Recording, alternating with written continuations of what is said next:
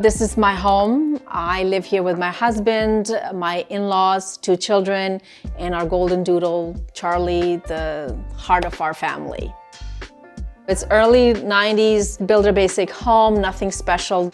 When we first bought the house, removing the aesthetics of it, I fell in love because I love center hall floor plans, so that I was looking for. The bones of this home were fantastic. Natural light, loved it. It's very difficult to create and add natural light after the fact, so that was a key component. The rest I knew we can change and alter, no problem. I've been in the design business, I would say about 17 years, but full-time I've been doing over a decade now. It was actually more difficult to design my own home, which is surprising to me. For the client, it's easier because there's no emotional attachment. Here, being my own home, I was very emotionally involved. So there were times when I had to remove myself emotionally to make the decisions and choose. You're exposed to so much. So narrowing down was a challenge. We are big families, both sides, love to host friends and family. So everybody comes and they are stuck in the small little kitchen. So kitchen was the starting point. It was a lighter pinkish salmon color cabinets, dark laminate countertop with little ceramic cube squares of a tile with florals in it, like all over. I love the two-tone look of kitchens and natural white kitchens, but didn't want a white. So we went with soft, creamy white top cabinets and slim shaker doors. And the bottom was white oak in natural, and went flat panels, so combined 2 door styles to create a bit more interest and drama to the space. Countertop, I went with quartz. I wanted simple, durable. The backsplash went all the way, so it's easy to clean and no fuss to that. My husband is a wine connoisseur, I would say, so we needed a space for his wine. And we didn't want a big wine cellar downstairs. It needed to be here accessible. So we took out a pantry that used to be in an old kitchen and put a very shallow wine rack that's out of the way, but it has everything. It's very functional, looks beautiful, and it works well for what we needed. There were 2 important things in this kitchen. We needed space for our spices. We are ethnic family, 2 different ethnicities, both love to cook, Indian, Burmese, a lot of spices. So one rack did not work, so we needed multiple drawers. So we have a spice rack, and then we have a spice drawer here, and then we have a spice drawer here, and then we have spices here. So, and there's a lot more. So this was a big deal for us to have space for our spices. And another thing was, I absolutely love tea. I love collecting teapots and teacups, so I needed space for that. So this is where my teacups go, and this is where my tea goes, and this is where I have my appliance garage, my tea station, my vintage teacups, vintage teapots. Everything has a home. Thanks for watching. This house tour is brought to you by Milk and local Ontario dairy farmers. I'm usually the first one up in the morning. I'm an early riser, I guess, and I just enjoy a cup of coffee in the office each morning while I'm looking out over the cows. It's just kind of the calm before the day starts. First thing in the morning what I do is I'll go and push the feed up, and I kind of look over the cows, make sure everybody's okay. My oldest one, Nick, he's a licensed farm mechanic, and Noah, our youngest, he's apprenticing for a welder. They help on the farm here a lot. We do have a farm dog, yes. His name's Cooper.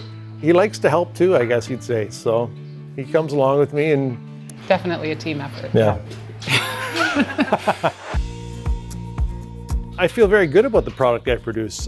A high quality milk for communities around us. So I feel very proud about feeding Ontario families. There's a lot of standards for Ontario dairy farmers, and we strive to maintain that. We're a family that likes to sit around the table and have meals together. It is a lifestyle to choose to stay home and work on your family farm, but we love it.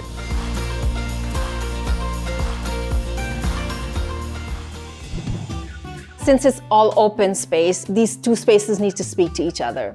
So the same white oak cabinetry in the kitchen, I used it behind me as my built-in bookshelves, so that it ties in the space here. And black tiles you see on the fireplace has a champagne gold veining in it, and that spoke to the hardware in the kitchen.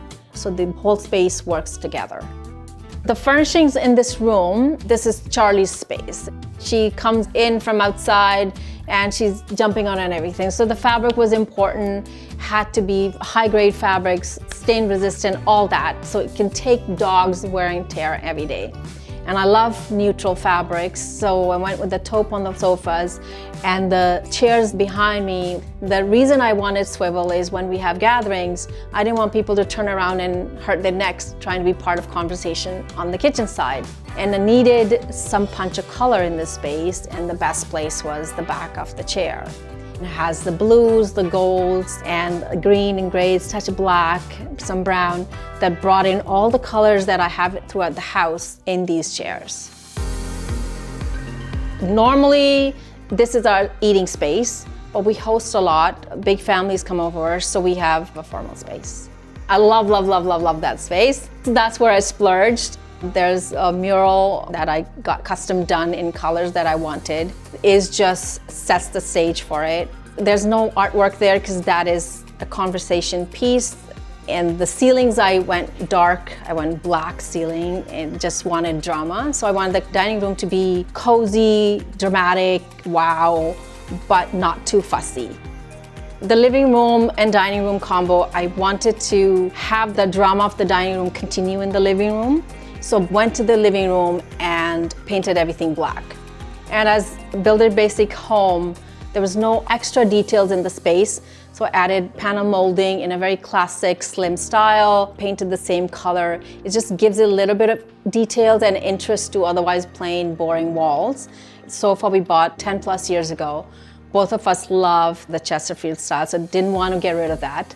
So I married the modern chairs and the old style sofa. So everything is a mixture of things that we personally love, and everything found at home in different places in our house.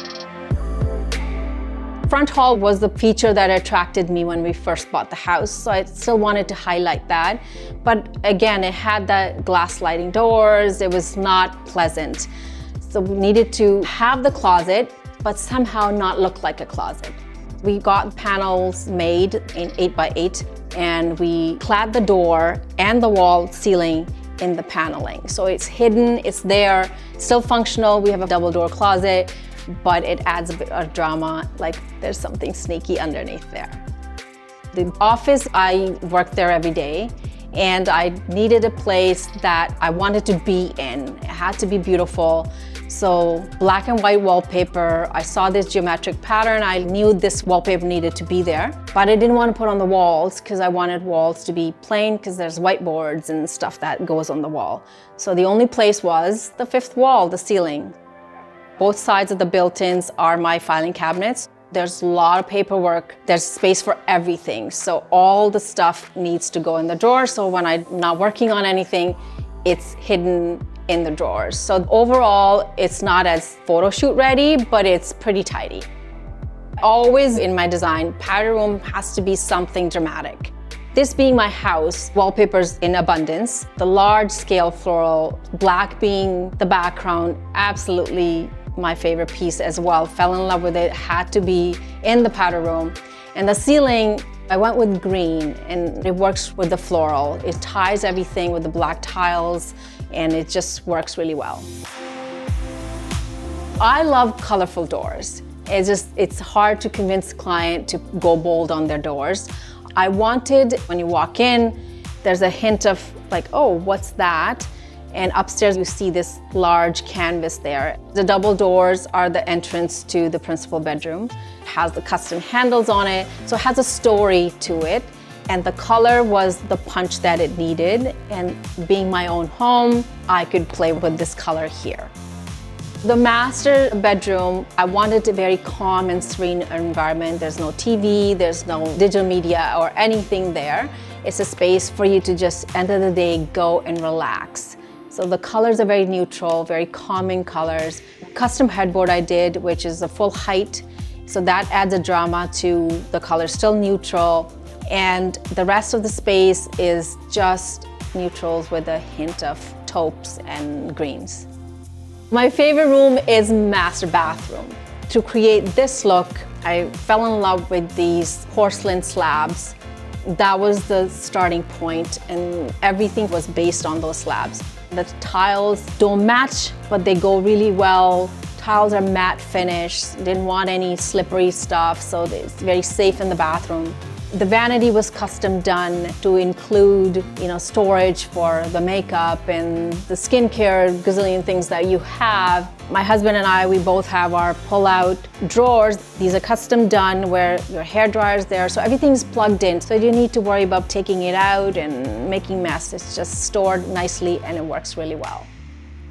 So upstairs hallway, there's a big window there, and that area is our library area. My father-in-law, God rest his soul, he was an avid reader, and that was the perfect place. That was his spot. He sat there every day, wrote in his diary every day, read every day. So it was a beautiful place, and we kept it that way still because it's his presence in the house.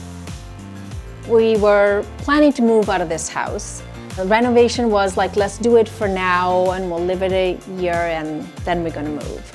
And then we end up doing the renovation and now it's like, no, this is where we're staying. The house is what we always dreamed of having, so we finally arrived. So it looks this way that it will be our home for a long time.